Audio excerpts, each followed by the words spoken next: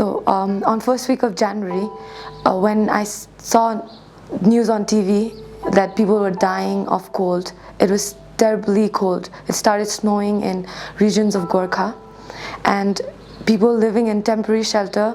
I could not even imagine myself there, because me sitting in my room watching news at that time with a heater and a blanket, I was still feeling cold.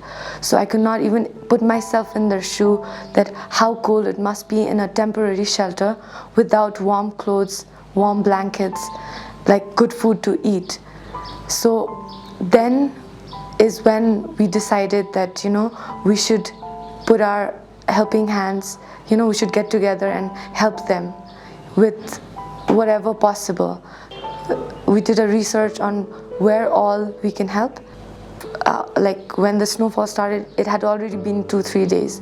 So what we decided was we should focus on areas where there's no road access, because usually people go to places where there's road access, and those people have enough abundant relief.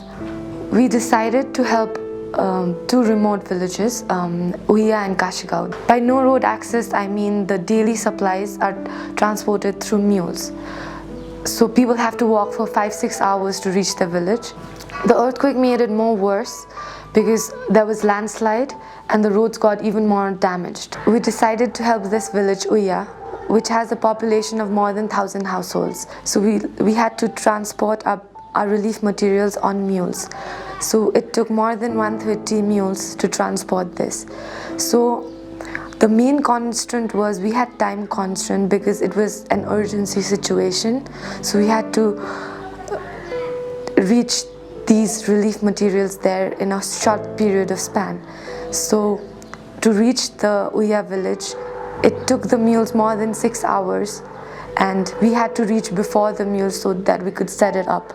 We left the village Kashigao, and we left for Uya at in the morning at 5 a.m. and then we reached at 12 and 1. The villagers were waiting there since 10 o'clock, and since the road was a really difficult one to walk in, it was mountainous, as well as it was life-threatening, because at one side we were just walking on cliffs and there was river flowing below, so it was really life-threatening. So it took us like more than 7 hours to reach the village. We reached Soti. That was our distribution point. Yeah, so when we were there, people were already there, excited, waiting for the relief materials, and then we started the distribution process. And when we did our distribution, we distributed warm blankets, socks, and molasses. We chose to distribute molasses because it gives you instant heat in the body. In the village, when we distributed molasses, since it's such a remote village, people actually hadn't seen molasses. They thought that it was, soap. So that was like really surprising, and it was really sad. And then we had to explain to people that this is actually, you have to break it up and then eat it, and it'll give you instant heat. One of the ladies in the village, when I was distributing, she told me that when people go abroad from their villages, they get such blankets. So she had not seen such blankets or own such blankets in their house. So they were like really very happy to have got such blankets.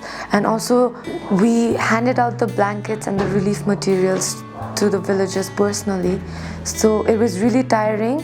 But at the same time, when we saw the look on the people's faces, because we were distributing it individually, so each people's faces, like the look on their face and how happy they were. And one of the person told me that tonight I'm gonna get the best sleep of my life, it's gonna be so warm tonight, and I'm gonna sleep peacefully.